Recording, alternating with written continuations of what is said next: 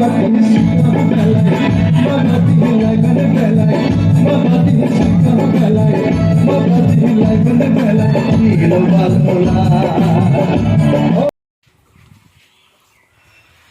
लोगोफोर good morning बयनिसिमबो आंनि गोसो गोरबो सिंनिफ्राय गोजोन हामलायनाय बावहरबाय गोबाव सम जाबायमोन ब्लग बानायैया खिन्थु आं दाबो ब्लग बानायाखैमोन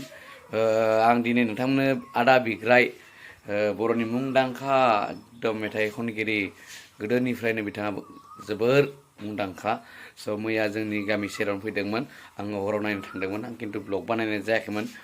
स' थेवब्लाबो आं ओजों थांनानै आदा बिग्रायजों एसे लोगो हमनानै एसे सावरायलायबाय स' नोंथांमोननो आङो देखायलांनो आखायाव लादों दिन्थिलांनो नोंथांमोना फारि फारि नायलांबानो जाबाय आदा बिग्राया मा रोजाबखो स' नायलांदो बिदिब्ला लोगोफोर अननानै आदा बिग्रायखौ लोगो मोननानै आं जोबोद मोजां मोनदोंमोन एसे भिडिअ क्लिप दङ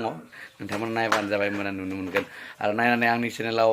गोदानब्ला प्लिज अननानै साबस्क्राइब खालाम आरो शेयार खालामना हो ओमफ्राय आंनि उनथिं दङ जियारानि बर' नायखोमाबाय थादों आंनि ब्लगखौ बियो हाबसो मोखांखौ देखायनोबो लाजियो बियो स' नोंथांमोना नायलांबाय थादो बिदिब्ला आदा बिग्राया मा मेथाइ खनखो आरो मा डायलग मारिखो आदा बिग्राया स' नायलांदो बिदिब्ला भिडिअखौ थुदो स्टार्ट खालामसै नायदो लोगोफोर बेसे मानसि पुरा हाउसफुल लामा जाबोनाय नायदो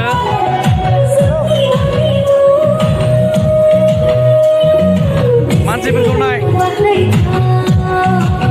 पुरा हाउसफुल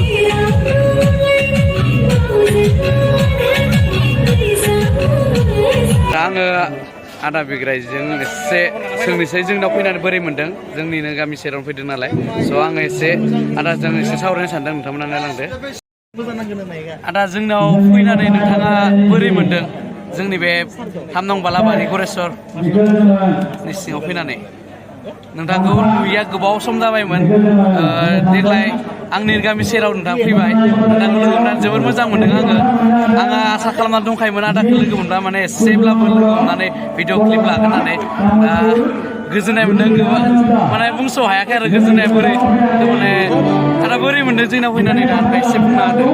गोजोन्थों नोंनि चेनेलखौ आं धन्यबाद होदों आङो एक्सुवेलि बिदि बर' इलाकायाव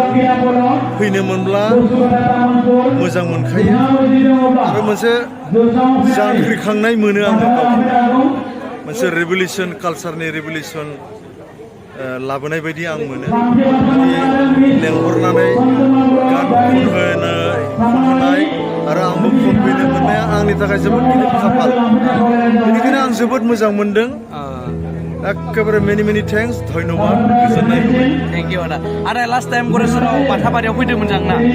आदामोननि गामियाव लास्ट टाइम फैदोंमोन ना नुदोंमोन आं इउटुबाव फैदोंमोन आदा गोजोननाय थाबाय थेंक इउ स' माच आदा हेलौ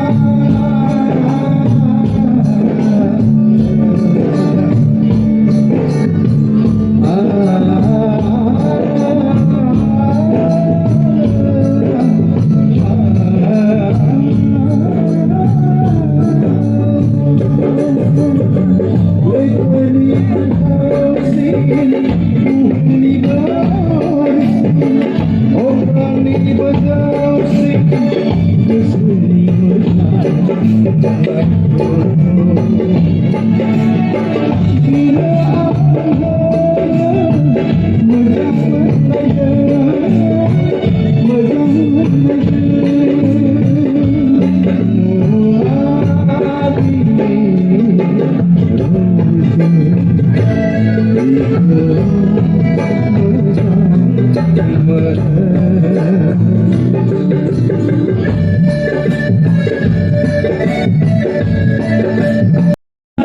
खावलायबाय लोगोसे गिबियावनो आङो 3 नं बालाबारि सान गोरलै आफादनिफ्राय सारखौ गांसे आर'नाइजों बरना लानो थाखाय आङो गुरै खावलायबाय 3 नं बालाबारि सान गोरलै आफादनि आफादगिरि फंबाया आखाइ खबना होनांगौ। नैथियाव जों बिथांखौ मान बावगोन जोंनि आरसि बान्जाय आफादनिफ्राय मान बावगोन मानगोनां देरहासार नार्जारि बिथांनिनो जावायसो जायो देरहासार नार्जारि आरसिनि जोंनि बोसोनगिरि एनआरडिएस कलेजनिबो बिथाङा बिगोमा बयबो आखाइ खबना होनांगौ। आंनि बिजामादै बियो थामथियाव सारखौ जों मान बावनो आखायाव लादों। गोबां लाम्बा लिस्ट दङ जोंहा मान बावनायनि 1 घन्टासो नांनो हागौ मान बावनायावनो। जिएससि एबसु माने गरेस्वर दख'रा दुलाराय बर' फरायसा आफादनिफ्राय मान बावनो खावलायबाय। दायो मान बावगोन सदानन्द बर' आदाखौबो मान बावनो थाखाय आं गुरै खावलायबाय। इउपिपिएलनि गरेस्वर इउपिपिएलनि आफादगिरि सदानन्द बर'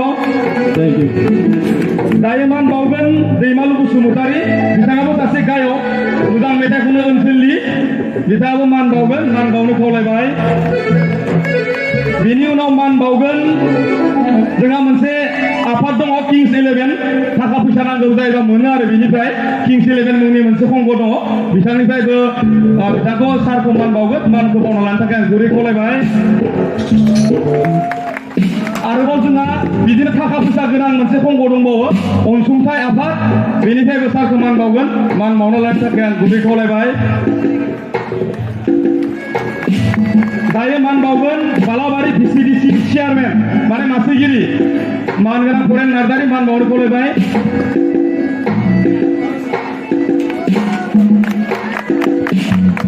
आरो दंबावो रिमजिम चेरिटेबल ससाइटि बेनिफ्राय मान बावगोन रुपनाथ नार्जि आखाइ खबना होनांगौ बयबो। मान बावगोन रन्जित बसुमतारि बिथाङाबो मेथाइ खनो सारिफ्राय बोर बिनो थाखाय मान बावगोन। रन्जित बसुमतारि गैला ओइ बै फैदो। दानिया मान बावगोन 3 नं बालाबारि माइनाव आफाद ओइ फैदो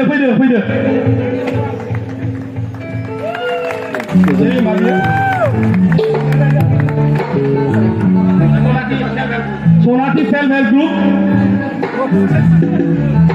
सेल्फ हेल्प ग्रुप मान बावगोन। नवीन सेल्फ हेल्प ग्रुप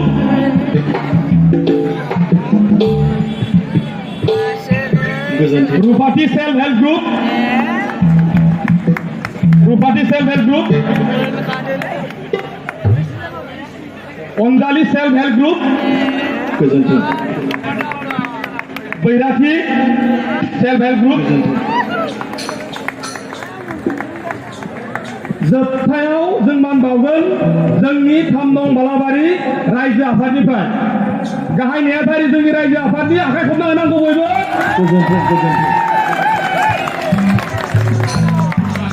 जोब्बाय जोङो मान बावनाय हाबाफारिखौ एसेयावनो फोजोबबाय। लोगो लोगोनो मानगोनां मेथाइगिरि सार बिथांखौ गावनि हाबाफारिखौ मावफुंलांनो थाखाय गुरै खावलायनाय थाबाय। गोजोन्थों। लोगोफोर मोनफैलायबाय नायनानै बिग्राय आदाखौ दा नै आं दानाव थांनायदों ओमफ्राय 12ता बेसेबा बारबाय आरो दा ओमफ्राय जों दा थांनायदों आरो ना थांसै दा नाव माबोरै मोनखो नोंथांमोना अननानै कमेन्टआव लिरला आरो शेयार खालामनो हायोब्ला अननानै प्लिज।